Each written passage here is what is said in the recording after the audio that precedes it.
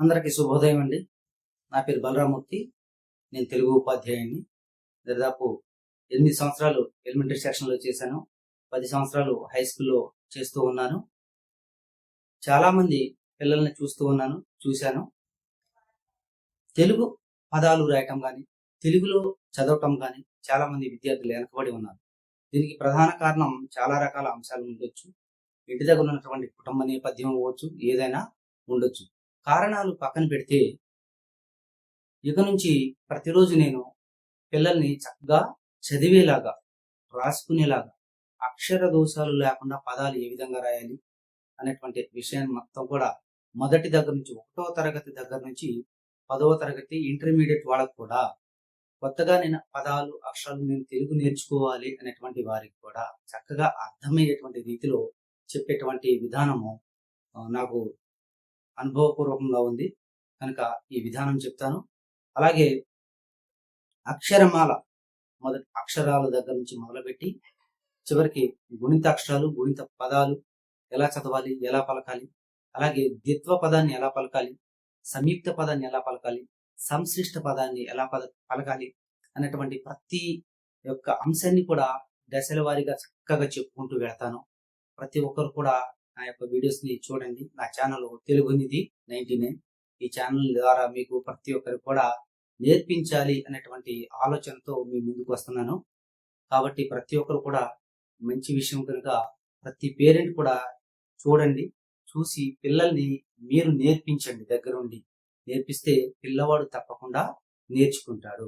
అదేవిధంగా ఈ అక్షరాలు, గుణితాలు, వాక్యాలతో పాటుగా చక్కటి చేతి వ్రాత, దస్తూరి అన్నమాట. అది కూడా చక్కగా అందంగా అక్షరాన్ని అందంగా ఎలా రాయాలి, ఏ అక్షరాన్ని ఏ విధంగా రాస్తే అది మనకి చూడటానికి అందంగా కనపడుతుందో అలాగా రాస్తాను. అది కూడా మీరు చక్కగా ఫాలో అవ్వండి. అంటే ఇక్కడ మనకి 2 రకాల అంశాలు కవర్ అవుతూ ఉన్నాయి. ఒకటి ఏంటంటే అక్షరాలని నేర్చుకోవటం, పదాలను నేర్చుకోవటం వస్తుంది. అలాగే వాక్యం రాయటం నేర్చుకోగలుగుతారు. తర్వాత అందంగా దాన్ని ఎలా రాయగలగాలి అనేది కూడా నేర్చుకుంటారు. ప్రతి ఒక్క పేరెంట్ కూడా పిల్లవాళ్ళని మాత్రమే మీరు ఏం చేస్తారంటే స్కూల్ నుంచి రాగానే కూర్చోపెట్టండి. అసలు మా వాడు అసలు ఏమీ చదవట్లేదండి, పుస్తకాలు పట్టుకోవట్లేదండి అనే పిల్లవాడిని మీరు ఏం చేయాలి అంటే కూర్చోపెట్టగలగాలి అంటే మీరు చేయాల్సిందల్లా ఒకటి ఏంటంటే మీకు ఏదో ఒక పేపర్ తెచ్చుకోండి, చిన్న పేపర్. ఆ పేపర్ తీసేసుకుని అందులో ఉన్నటువంటి విషయాలు, అరే అబ్బాయి నాకు ఇందులో ఉన్నటువంటి విషయాలు తెల్ల పేపర్ మీద కావాలి, కొంచెం రాసి పెట్టు అని చెప్పేసి అన్నారు. మినిమం ఒక పావు గంట, అరగంట కూర్చుంటారు. అలాగా ఏదో ఒకటి ఇవ్వండి రాయటానికి. అది ఇస్తే ముందు కూర్చోటానికి ఇష్టపడతారు పిల్లవాడు. అలా కూర్చోటానికి ఇష్టపడినటువంటి పిల్లవాడు నిదానంగా చదువులోకి పడుతుంది. అలాగా పిల్లవాడిని మీరు ప్రిపేర్ చేయండి. మేమైతే పిల్లవాడిని ఫస్ట్ రాగానే లేట్ అవటానికి కారణాలు ఇవన్నీ కూడా తెలుసుకుంటాం. వాడి వైపుకి వెళ్ళాలి ఫస్ట్ మనం. పిల్లవాడు మన మాట వినట్లేదంటే మనం ఏం చేయాలి, ఫస్ట్ వాడి మాట వినేటట్టు మనం వాడి వైపు వెళ్ళగలం. వాడి వైపు వెళ్ళగలిగితే అతను మన వైపు వస్తాడు. అంతేగాని రే చదువు రాయ్ చేయవలసిందే అని చెప్పామనుకో, రాస్తాను సార్, చదువుతాను సార్ అని అంటాడు. అలా కాదు, రే నువ్వు బాగా చదవగలవు.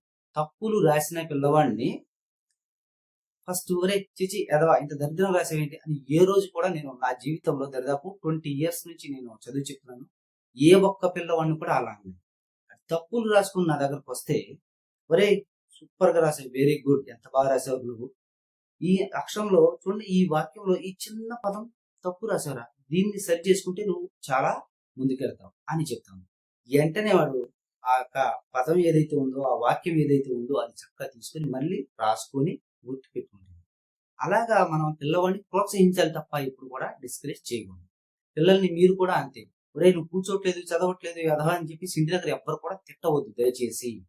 మీరు వాడిని కూర్చోబెట్టాలి అంటే ఫస్ట్ ఏదో ఒకటి తెచ్చుకొని, అదేవరే ఇది రాసి పెట్టినాను, నాకు అవసరము, పలానా చోట ఇవ్వాలి, లేదా పలానా వాళ్ళకి ఇవ్వాలి అని చెప్పేసి మీరు అంటే పిల్లవాడు రాస్తాడు. నాకు రాయటం రాదు కదా, కొంచెం నీట్గా రాసి పెట్టాలంటే వాడు రాస్తాడు, కంపల్సరీ కూర్చుంటాడు. అలా కూర్చున్నటువంటి పిల్లవాడిని, ఒరే నువ్వు ఇది తీసుకో, ఇది రాసావు కదా, నెక్స్ట్ ఓకే నేను రేపు ఇంకొక విషయం ఇస్తాను, అది కూడా చేయని చెప్పేసి ప్రతి రోజు కూడా ఒక్క 5 నుంచి 10 రోజులు మీరు పిల్లవాడిని కూర్చోబెట్టగలిగితే రాగానే పుస్తకం తీయటం మొదలు పెడతాడు. అది ప్రతి ఒక్క పేరెంట్ చేయండి. నేను కోరుకునేది ఏంటంటే మీ పిల్లలకి అక్షరాల దగ్గర నుంచి ఎవరైనా చదవటం రాయటం రాకపోయినా స్టిల్ ఎప్పటికీ కూడా కొన్ని కొన్ని స్కూల్స్ లో చూస్తూ ఉన్నాము, తెలుగుని స్పష్టంగా రాయలేకపోతున్నారు, స్పష్టంగా చదవలేకపోతున్నారు. దానికి కారణం చాలా ఉన్నాయి అన్నమాట.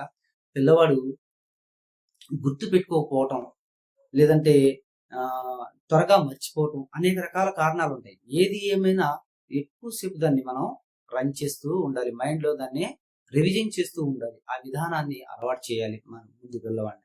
కాబట్టి నేను చెప్పేది ఏంటంటే ప్రతి ఒక్కరు ప్రతిరోజు ఒక చిన్న షార్ట్ వీడియో పంపిస్తాను, క్రమం తప్పకుండా. మీరు చేయవలసిందల్లా ఎక్కువ షార్ట్ వీడియో మీకు 3-4 నిమిషాల లోపే ఉంటుంది. ఎందుకంటే మీ టైంని ఎక్కువ వేస్ట్ చేయడం కూడా నాకు ఇష్టం లేదు. ఎందుకంటే టైం చాలా విలువైనది. టైం ఈజ్ గోల్డ్ అంటాం. సో అంత విలువైనటువంటి సమయాన్ని ఎప్పుడు కూడా వృధా చేయకూడదు. నేను ఎప్పుడు కూడా సమయాన్ని వృధా చేయడానికి ఇష్టపడను. కనుక ప్రతి ఒక్కరు కూడా చిన్న షార్ట్ వీడియోస్ పంపిస్తాను, చక్కగా చూడండి. అలాగే చేతి వ్రాత కూడా చక్కగా నీట్గా రాసి పంపిస్తాను. ఆ చేతి రాతను కూడా పిల్లల చేత ప్రాక్టీస్ చేయించండి. మీరు చేయించగలిగితే మీ వాడు మంచి అభివృద్ధిలో వస్తాడు. దయచేసి మీరు పిల్లలకి ఫోన్ ఇచ్చేటప్పుడు మీరు ఫోన్ పిల్లలకి ఇవ్వకండి. పేరెంట్స్ ఎవరైతే ఉన్నారో ఫస్ట్ చూడండి, నేర్చుకోండి. నేర్చుకున్న తర్వాత మాత్రమే మీరు మీ ద్వారా పిల్లలకి నేర్పండి తప్ప మీరు డైరెక్ట్ గా పిల్లలకి ఫోన్ ఇవ్వద్దని తెలియజేస్తూ, నా యొక్క ఛానల్ని తెలుగునిధి 99 ఈ ఛానల్ని మీరు సబ్స్క్రైబ్ చేసుకొని మన తెలుగుని వెలుగు దశలో తీసుకెళ్తారని కోరుకుంటూ అందరికి కూడా ధన్యవాదములు.